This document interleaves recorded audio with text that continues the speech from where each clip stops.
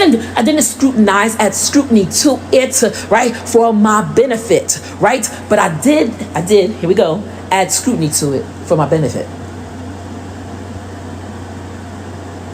Don't get it? It's all about what you're looking for. I'm looking to grow. God knows I'm looking to grow. I'm looking to grow. So I didn't add scrutiny to it to twist the situation, to point to my benefit. What I added scrutiny to find out what I can use to grow from it. I need to grow. Because it's not the easy situations that make you grow. So when Kirk said, Jamie, I'm going to call him, I said, no, I got it, let me call him. He said, okay, Jamie, you told me that the last 3 Tuesdays. And you keep calling him. But it's not getting fixed.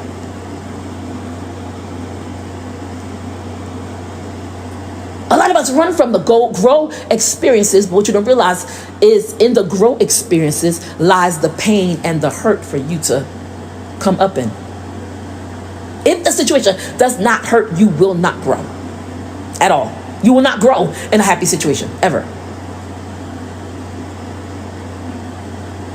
You have a happy situation, happy Jesus Christ. Nice. But you will never grow in a happy situation. I told Harmony and Pastor Keysecker yesterday, there's got to be suffering. And Pastor Keysecker said something about how we suffering with something. I said, yes, but there's got to be suffering. I said, because if there's no suffering, there's no glory.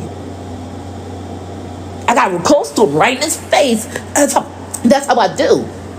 That's how I do with him. If there's no suffering, one hand out in his face, right? Other hand comes up. There's no glory. I said, you need suffering. It's this way that we know that God glories in our growing.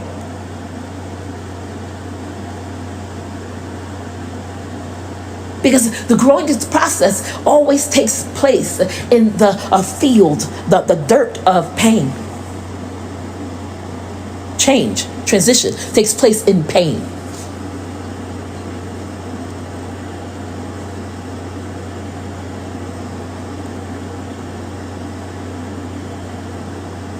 But if I don't pain, there's no glory. Tells me. If I'm not growing, there's no glory. Because growing takes place only in pain.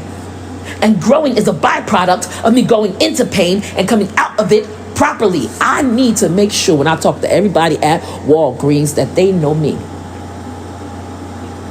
And if they do know me, I didn't ask them to send my medicine.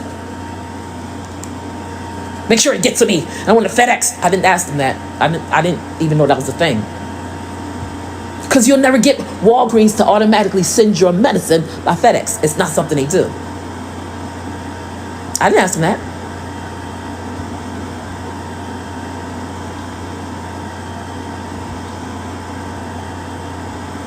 But when they asked me what was wrong with me,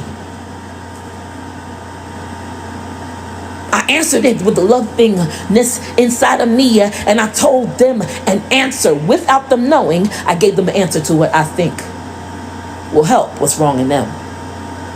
You get it? What's wrong with how can we help you, Miss Harges? When they say that, it's an open-ended question. There's my opportunity because it's not a yes or no question. So it's open-ended. If they ask me, how can we help you, Ms. Harges? That's my opportunity to come at them and tell them how God can help them. So even if I tell them about my situation, I always end it with, yeah, but I went to church on Sunday and I realized, or I was watching Pastor David in his Tri-State Fellowship on TV, and I heard him say, be cream. Basically. He said, they didn't say that. He said, cream always rises to the top. But in my ears, I heard, be cream. And I hear, why? Because cream rises to the top. I found something to say about what God has shown me. They know I'm suffering. They've seen the suffering. They know what's inside the package. They asked me while I was on the phone, how are you feeling? Because I started having an asthma attack. I said, I feel like you want me to die.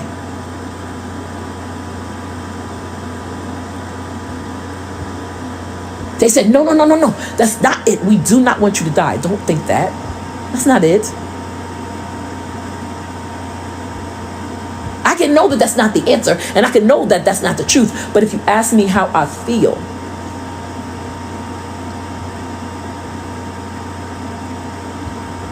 your actions will dictate to me how you really feel. So if you ask me how I feel, and I know I need something based on what you have in your hand, if you ask me how I feel, I'm going to tell you how I think you feel about me. Because if you felt differently, I would have it in my hand. God, right? If you felt differently about my situation, then this creation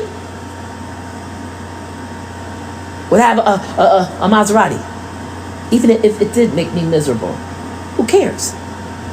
I want what I want when I want it.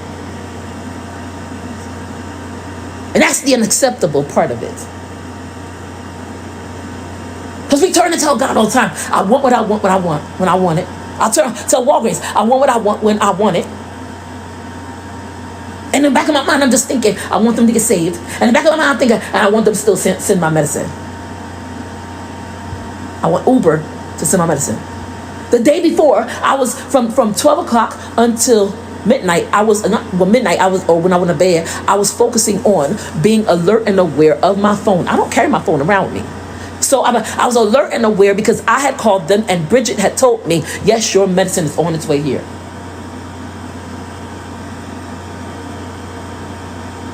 I said, I need this medicine. I need this one. I need this one. I said, that one, I understand if you can't send that too, but I need this medicine. She said, yes, but sorry, yes, we sent this out.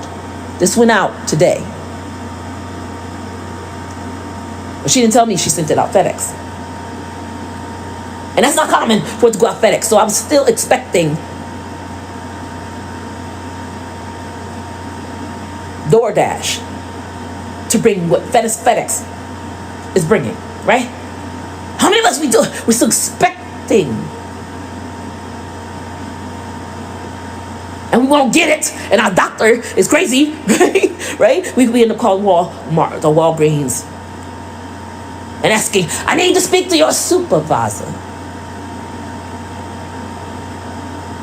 The way you treat me is not super. So I need to speak to your supervisor. Because I'm tired of you telling me yes and then not doing it. Or I'm tired of you telling me no. Because I don't want to hear it. I want to hear yes, and I want you to fix it. I did everything inside of me to hold the normal me back.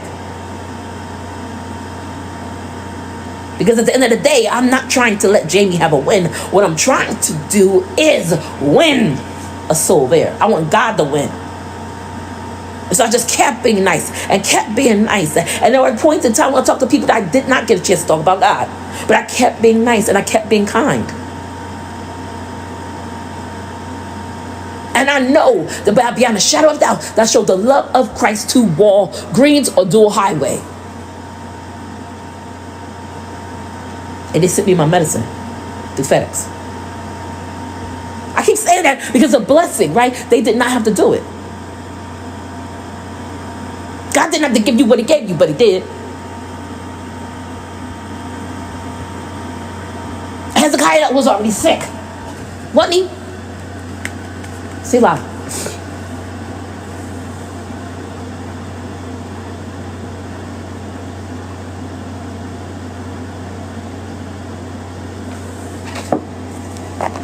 He was already sick. And I don't get the feeling that he called Isaiah. Isaiah and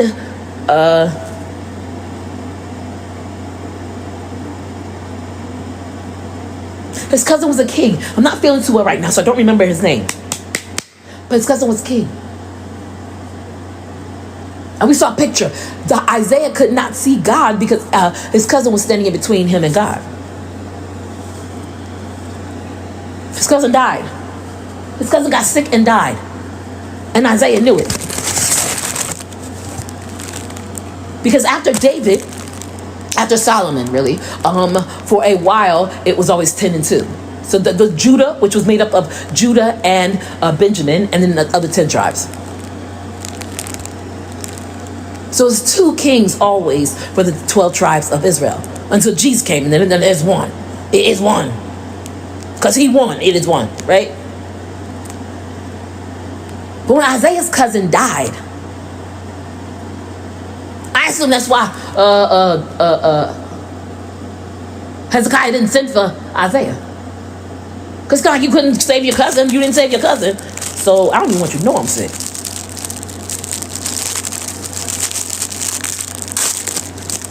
I just assume that that's what happened, but we don't know. Either way, we do know that Hezekiah was sitting there sick and didn't say a thing.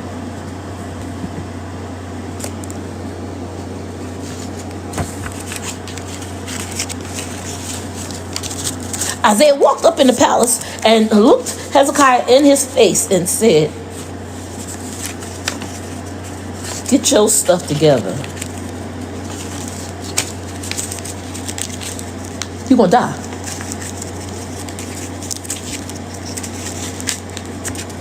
Now we do that. We won't get a yes answer to what we want, right? We flip out.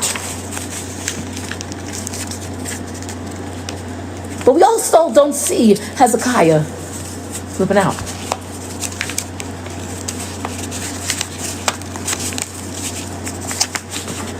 I know it's a long build up to a small picture, because I wanted you to be able to relate it, right, to now. There are times when I get sick and I want my medicine and I cannot get it. And I was blessed to have an advocate.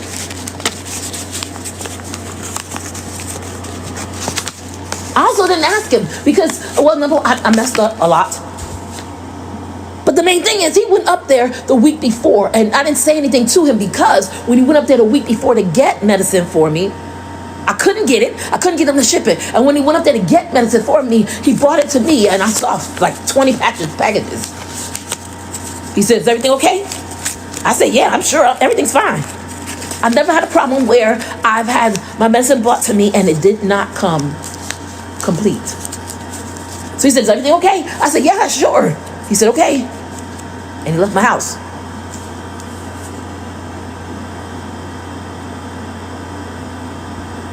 But everything wasn't okay. And very quickly we are quick to say, "I need to speak to your supervisor." But something slowed me down that day. I just stopped. Literally stopped still. I was angry. I stopped and said a prayer.